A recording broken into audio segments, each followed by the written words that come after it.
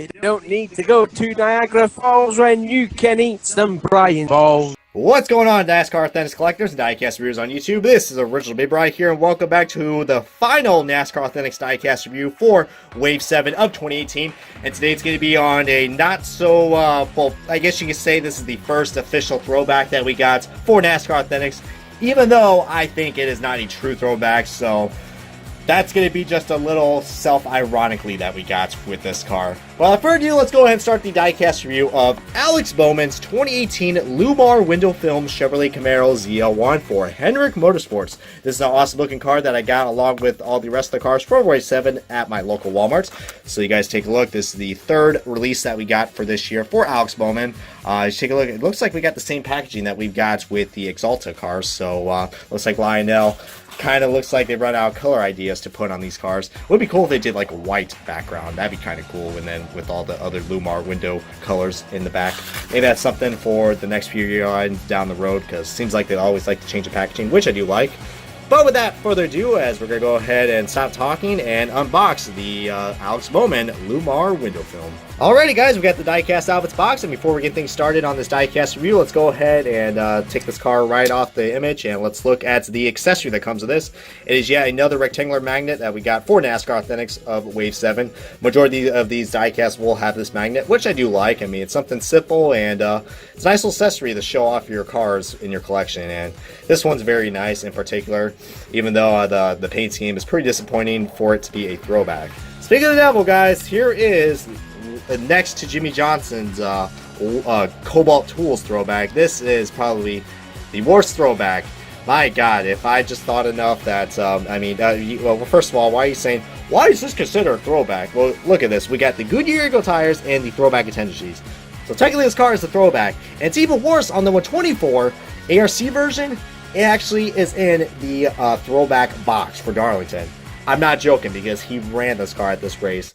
Now, a lot of people are wondering, what was the throwback of this car, too? Well, they didn't really say it. This was just one of those random sponsors that only showed up, I think, like once for Alex Bowman, and they ironically had to sponsor a throwback car, which, you know, I didn't really expect too much. I mean, I kind of joked, I kind of like, you know, I had a little joke going on at when I talked about this car on the Diecast News episode. I said, oh, this car is paying a tribute to Dale Jr.'s VH1 Save the Music car from 2011, which, who remembers that car anyways? I mean, now I look about it, it does look kind of like that, but that was just a joke. I mean, heck, probably not as interesting as what Cole Pern said on Mark Truex Jr.'s throwback for this year. We're going to replicate our Fontana win. Man, love those guys. But I actually did some research if there were actually any Llumar window film cars that NASCAR ever ran, and there was actually one in particular. Mike Skinner drove a Llumar window film truck in 1995, and it was all white. And the only thing that looks similar that Alex Bowman replicated on that car was the white hood and the logo. The logo has never changed, so that's pretty cool. I thought that was actually a throwback logo for Llumar window film, but no, that's the actual logo they used. But yeah, but now that you think about it, man, Mike Skinner drove this car. It was like the number 93 or 92 truck. So that would have been a cool homage for any Mike Skinner fans. Or also he had like a red and he also had a red and yellow Llumar window film car, which looked cool. I mean, it kind of looks like the Ollie's car a little bit. That used to be around in NASCAR, but I think that was another car another truck that he drove in the 90s as well.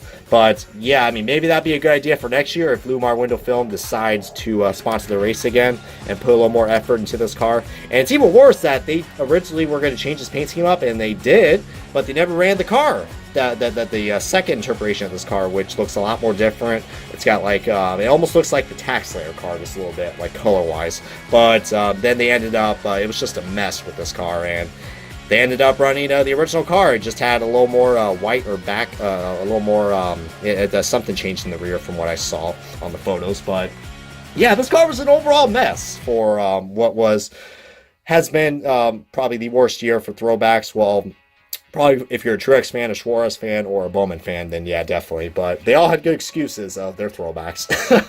But speaking of throwbacks, let's go ahead and look at the diecast comparison of this car, which is the throwback from last year, which, of course, far more better than what we got for this year. Dale Jr.'s 2017 Don's throwback, which is a throwback to his AC Delco car in the what was known as the Busch Grand National Series. So easily, without a doubt. I mean, usually I would say get the 2018 car, but the 2017 version is so much more better. And if you guys are actually don't really care about the throwbacks, then yeah, this would be a cool car to get. But since they marketed this car as a Darlington throwback, it's really disappointing. It really is. I mean, I would definitely recommend getting this car if you just want a new Bowman scheme in your livery. I mean, heck, the Valvoline car could have been a better throwback choice for this. I mean, they could have done some throwbacks to the Valvoline car. I'm hoping they're going to learn their lesson and actually either have the right Llumar Darlington throwback scheme for next year if they decide to come on board again, or with all the disappointment we had, they'll probably go to Valvoline, because it looks like Valvoline is stepping up in sponsorship for next year. I mean, heck, it's the first Alex Bowman car that we got on pre-order for next year, so what does that tell you? So hopefully we can see the Valvoline car return for next year, because Dale Jr. brought it back in what, like 2015, I believe, or I think it was 15, yeah, because 16 was the Grey Ghost car. But yeah, I mean, if you guys have any other thoughts and opinions on this car, feel free to share below. I mean, if you guys actually like this car, that's cool and all, but it's definitely, it's a nice looking car. But back to what I said, get it if you really need it. If not, then it's not really, no one's really going to care about this car in the long run. So that's all I got to say about Alex Bowman's 2018 Llumar window film Chevrolet Camaro ZL1 for Hendrick Motorsports. If you guys enjoyed this diecast review along with other NASCAR Authentics diecast reviews, then feel free to hit that subscribe button. It doesn't take too long at all, guys. Just a few clicks away to get you guys some new content for this channel. And glad you guys are loving these diecast reviews, as now we're going to head into Wave 8. Possibly going to do a lot more diecast reviews for other stuff as well, so maybe Hot Wheels. I mean, since you guys really love the diecast reviews, especially the NASCAR Authentics ones. But just had to shout out to that, to shout to you guys right there for your guys' continuing support. But once again, guys, thank you guys so much for watching on this Wave 7 diecast review finale. And we'll catch you guys again for Wave 8. So thank you guys so much for watching, and I will catch you guys for Wave 8 of NASCAR Authentics.